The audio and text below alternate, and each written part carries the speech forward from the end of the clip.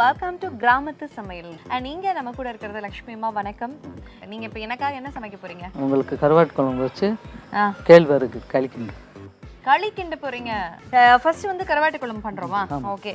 கருவாட்டு குழம்புக்கு தேவையானது பார்த்தீங்கன்னா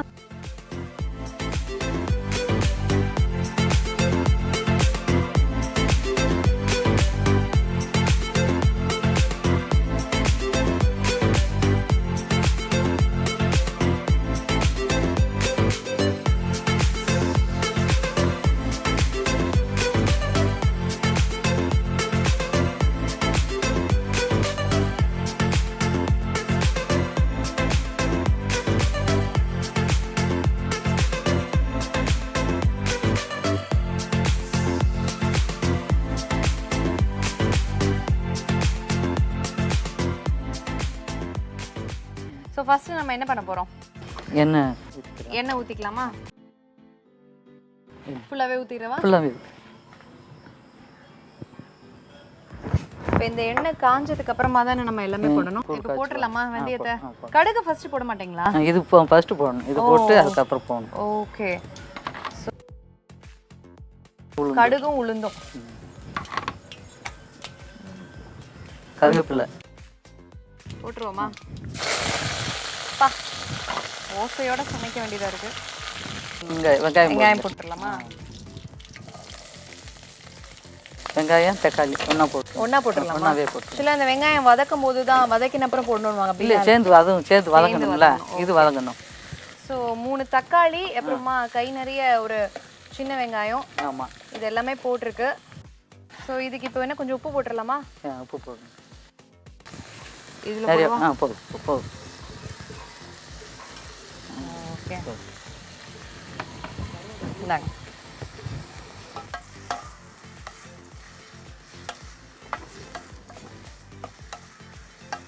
ஸோ இப்போ இது ஒரு பக்கம் இது பண்ணிட்டு இருக்கிற நேரத்தில் என்றைக்குமே இந்த மசாலா பொடி வந்து புளியில் கரைச்சிக்கிட்டா நல்லது, கரெக்டாக? ஸோ இப்போ இதில் பார்த்தீங்கன்னா இந்த பவுலில் வந்து தக்காளியோட பவுல்லையே வந்து நாங்கள் இந்த மசாலா பொடியை போட்டுட்டு இந்தாங்க புளியை வந்து கொஞ்சம் வடித்து இப்படி வடிக்க.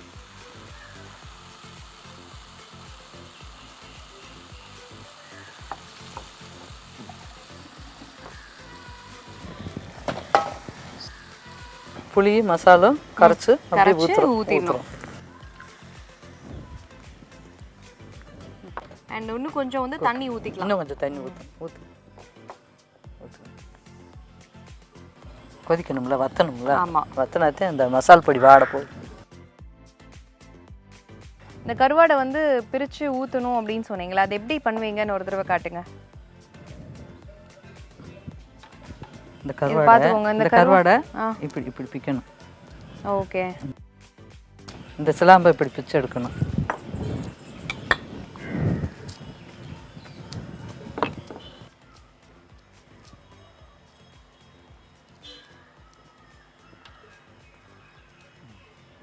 ஓகே.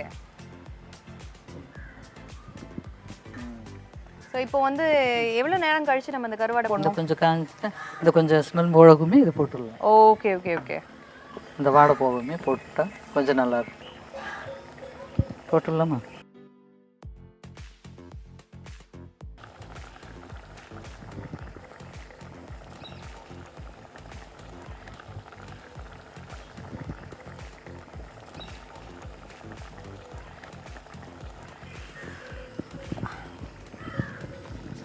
கருவாடு. ஓகே.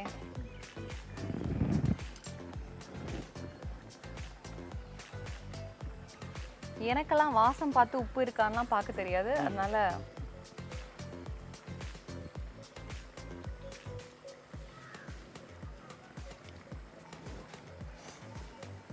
நல்லா இருக்கு. ஆனா கொதிக்கணும், உப்பு கொஞ்சம் வேணும். இந்த ஒரு உப்பு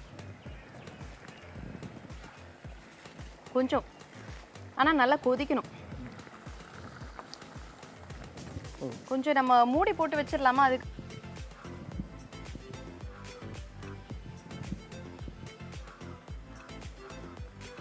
ஒரு பக்கம் இது வந்து கொஞ்சம் நல்லா கொதிக்கட்டும். சம்மா, நீங்க அடுத்து என்ன பண்ண போறீங்க? அடுத்து கேழ்வரகு களி கிண்ட போறோம். கேழ்வரகு களி கிண்ட போறாங்க. ஆமா, கருவாட்டு குழம்பும் கேழ்வரகு களியும். ஆனா அதுக்குள்ள இது ரெடி ஆயிடுச்சான்னு பாத்துடலாமா? ஓகே.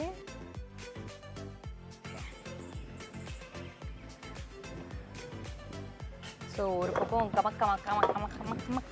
கருவாடு குழம்பு ரெடி ஆயிடுச்சு. இன்னொரு பக்கம் வந்து நாங்கள் கேழ்வரகு களி. இல்லை என்ன ப்ரொசீஜர் சொல்லுங்கள். இப்போ இவ்வளோ மாவு எடுத்துருக்கீங்க. ஆமாம். இப்போ இது வந்து எத்தனை பேர் சாப்பிட்லாம் இந்த மாவு?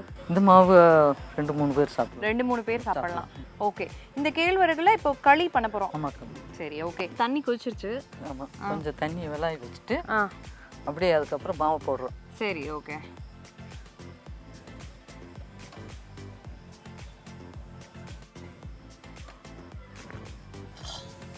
ஓகே.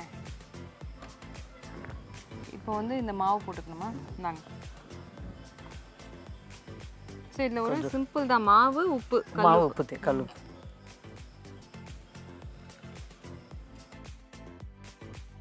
ஆமாம், கேழ்வரகு மாவும் கல் உப்பும். இப்போ உப்பு போட்டாச்சு. போடலாமா? போடுங்க. ஸ்பூன் வேணுமா இல்லை எப்படி? இந்தாங்க. இதை வேணுமா?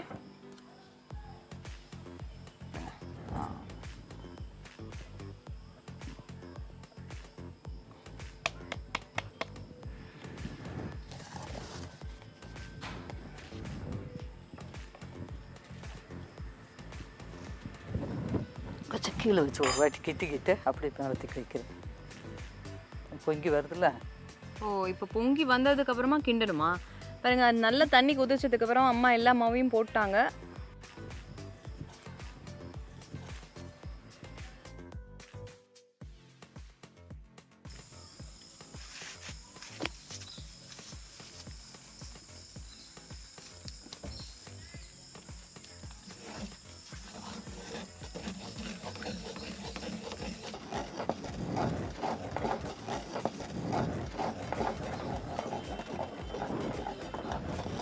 அதுதான் கிராமத்து சமையல் அப்படின்னு சொல்றது. அதாவது அந்த கொதிக்கிற தண்ணியில அந்த கொதியோட பதம், தண்ணி வந்து எவ்வளோக்கு எவ்வளோ கொதிக்குதுன்னு அம்மா ரொம்ப நேரமா கத்துட்டு இருந்தாங்க. அந்த கொதி வந்ததுக்கு அப்புறமா இந்த மாதிரி கிண்டுனா அவ்வளோ சூப்பரா இருக்கும்.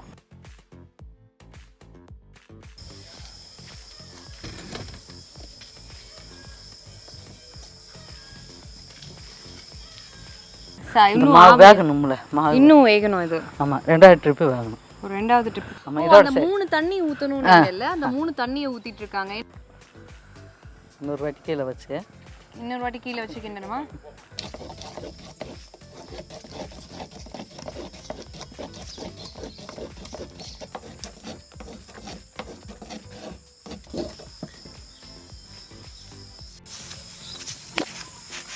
கிண்டணும்.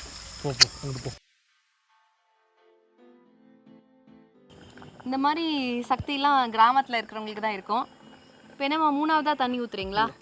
ஆனால் இதுக்கு தண்ணி எப்படி வேணும்னு எப்படி தெரியும் நம்மளுக்கு? ஒரு மாதிரிப்பா அது வேகணும்ல, கொதிக்குதுல்ல, அந்த கொதி அளவுக்கு தண்ணி ஊற்றணும். ஓ, சரி சரி. ஸோ இது 2 தடவை கிண்டிட்டீங்க. இப்போ 3வது தடவை கிண்ட போகிறீங்க இல்லையா? கிராமத்து சமையல்.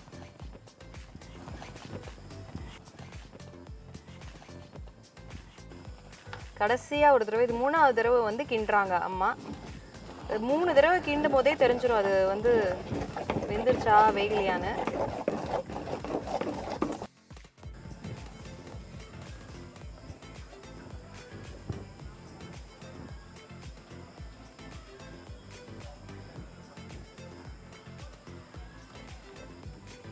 அவ்வளோதான்.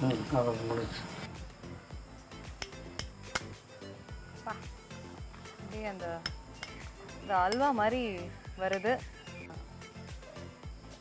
கொஞ்சம் டேஸ்ட்காக ரொம்ப சூடாக இருக்குமா, ஆறி இருக்குமா? ஃபேண்டாஸ்டிக், ரொம்ப நல்லா இருக்குமா.